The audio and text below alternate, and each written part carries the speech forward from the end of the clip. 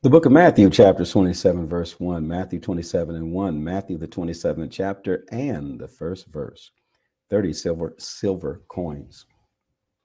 In the first light of dawn, all the high priests and religious leaders met and put the finishing touches on their plot to kill Jesus. Then they tied him up and paraded him to Pilate, the governor. Judas, the one who betrayed him, realized that Jesus was doomed. Overcome with remorse, he gave back the 30 silver coins to the high priest, saying, "I've sinned. I betrayed an innocent man." They said, "What do we care? That's your problem." Judas threw the silver coins into the temple and then left, and he went out and hung himself. The high priest picked up the silver pieces, but then didn't know what to do with them. It wouldn't be right to give this a payment for murder as an offering in the temple. They decided to get rid of it by buying the potter's field and use it as a burial place for the homeless. That's how the field got called Murder Meadow, a name that is stuck to this day. Then Jeremiah's words became history. They took the 30 silver pieces, the price of one price by some sons of Israel, and they purchased the potter's field. So they unwittingly followed the divine instruction to the letter. Pilate. Jesus was placed before the governor, who questioned him, "Are you the king of the Jews?" Jesus said, "If you say so." But when the accusations rained down hot and heavy from the high priests and religious leaders, he said nothing. Pilate asked him, "Do you hear that long list of accusations? Aren't you going to say something?" Jesus kept silence, not a word from his mouth. The governor was impressed, really impressed. It was an old custom during the feast for the governor to pardon a single prisoner named by the crowd. At the time, they had the infamous Jesus Barabbas in prison. With the crowd before him, Pilate said, "Which prisoner do you want me to pardon? Jesus Barabbas or Jesus, the so-called Christ?" He knew it was through sheer spite that they had turned Jesus over to him. While court was in session, Pilate's wife sent him a message. "Don't get mixed up in judging this noble man. I've been through a long and troubled night because of a dream about him." Meanwhile, the high priests and religious leaders had talked the crowd into asking for the pardon of Barabbas in the execution of Jesus. The governor asked, "Which of the two do you want me to pardon?" They said, "Barabbas." "Then what do I do with Jesus, the so-called Christ?" They all shouted, "Nail him to a cross." He objected, "But for what crime?" But they yelled all the louder, "Nail him to a cross." When Pilate saw that he was getting nowhere and that a riot was imminent, he took a basin of water and washed his hands in full sight of the crowd, saying, "I'm washing my hands of responsibility for this man's death. From now on, it's in your hands. You're judge and jury." The crowd answered, "We'll take the blame, we and our children after us." Then he pardoned Barabbas, but had Jesus whipped and then handed over for crucifixion. The crucifixion. The soldiers assigned to the governor took Jesus into the governor's palace and got the entire brigade together for some fun. They stripped him and dressed him in a red robe. They plaited a crown from branches of a thorn bush and set it on his head. They put a stick in his right hand for a scepter. Then they knelt before him in a mocking reverence. "Bravo, King of the Jews," they said, "bravo." Then they spit on him and hit him on the head with the stick. When they had their fun, they took off the robe and put on his own clothes back on him. They then proceeded out to the crucifixion. Along the way, they came on a man from Cyrene named Simon and made him carry Jesus' cross. Arriving at Golgotha, the place called Skull Hill, they offered him a mild painkiller, a mixture of wine and myrrh. But when he tasted it, he wouldn't drink it. After they'd finished nailing him to the cross, they were waiting for him to die. They killed time by throwing dice for his clothes. Above his head, they posted the criminal charge against him. "This is Jesus, the King of the Jews." Along with him, they also crucified two criminals, one to his right, the other to his left.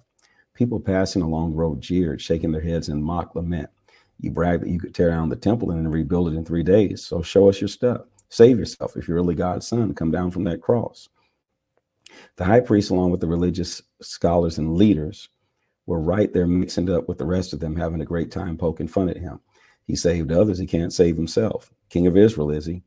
Then let him get down from that cross. We'll all become believers then. He was so sure of God. Well, let him rescue his son now. He was so sure of God. Well, let him rescue his son now, if he wants him. He did claim to be God's son, didn't he?" Even the two criminals crucified next to him joined in the mockery. From noon to 3, the whole earth was dark. Around mid-afternoon, Jesus groaned out of the depths, crying loudly, "Eli, Eli, lama sabachthani," which means, my God, why have you abandoned me?" Some bystanders who heard him said, "He's calling for Elijah." One of them ran and got a sponge soaked in sour wine and lifted it on a stick so he could drink. The others joked, "Don't be in such a hurry. Let's see if Elijah comes and saves him." But Jesus, again crying out loudly, breathed this last. At that moment, the temple curtain was ripped in two, top to bottom. There was an earthquake and rocks were split in pieces. What's more, Tombs were opened up, and many bodies of believers asleep in their graves were raised. After Jesus' resurrection, they left the tombs, entered the holy city, and appeared to many. The captain of the guard and those with him, when they saw the earthquake and everything else that was happening, were scared to death. They said, "This has to be the Son of God." There were also quite a few women watching from a distance, women who had followed Jesus from Galilee in order to serve him. Among them were Mary Magdalene, Mary the mother of James and Joseph, and the mother of Zebedee brothers. The tomb. Late in the afternoon, a wealthy man from Arimathea, a disciple of Jesus, arrived. His name was Joseph. He went to Pilate and asked for Jesus' body. Pilate granted his request. Joseph took the body and wrapped it in clean linens, put it in his own tomb, a new tomb only recently cut into the rock, and rolled a large stone across the entrance. Then he went off. But Mary Magdalene and the other Mary stayed, sitting in plain view of the tomb. After sundown, the high priest and the Pharisees arranged a meeting with Pilate. They said, "Sir, we just remember that liar announced he was still alive. After 3 days, I will be raised. We've got to get that tomb sealed until the third day. There's a good chance his disciples will come and steal the corpse and then go around saying he's risen from the dead. Then we'll be worse off than before, the final deceit surpassing the first." Pilate told them, "You will have a guard. Go ahead and secure it the best you can." So they went out and secured the tomb, sealing the stone and posting guards. Matthew 28, risen from the dead. After the Sabbath, as the first light of the new week dawned, Mary Magdalene and the other Mary came to keep vigil at the tomb. Suddenly the earth reeled and rocked under their feet as God's angel came down from heaven, came right up to where they were standing. He rolled back the stone and then sat on it. Shafts of lightning blazed from him. His garment shimmered snow white. The guards at the tomb were scared to death. They were so frightened they couldn't move. The angel spoke to the women. "There's nothing to fear here. I know you're looking for Jesus, the one nailed to the cross. He's not here. He was raised just as he said. Come and look at the place where he was placed." He rolled the stone back, sat on it, but Jesus wasn't in there.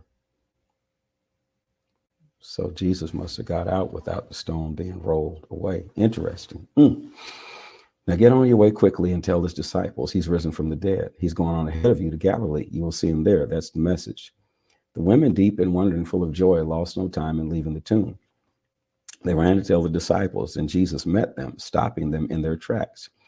"Good morning," he said. They fell to their knees, embraced his feet, and worshiped him. Jesus said, "You're holding on to me for dear life. Don't be frightened like that. Go tell my brothers that they are to go to Galilee and that I'll meet them there." Meanwhile, the guards had scattered, but a few of them went into the city and told the high priest everything that had happened. They called a meeting of the religious leaders and came up with a plan. They took a large sum of money and gave it to the soldiers, bribing them to say, "His disciples came in the night and stole the body while we were sleeping." They assured them, "If the governor hears about your sleeping on duty, we will make sure you don't get blamed." The soldiers took the bribe and did as they were told. That story, cooked up in the Jewish High Council, is still going around. Meanwhile, the 11 disciples were on their way to Galilee, headed for the mountain Jesus had set for their reunion. The moment they saw him, they worshiped him. Some, though, held back, not sure about worship, about risking themselves totally. Jesus, undeterred, went right ahead and gave his charge. "God authorized and commanded me to commission you, go out and train everyone you meet far and near in this way of life, marking them by baptism in the threefold name, Father, Son, and Holy Spirit. Then instruct them in the practice of all I've commanded you. I'll be with you as you do this day, day after day after day, right up to the end of the age." This is the word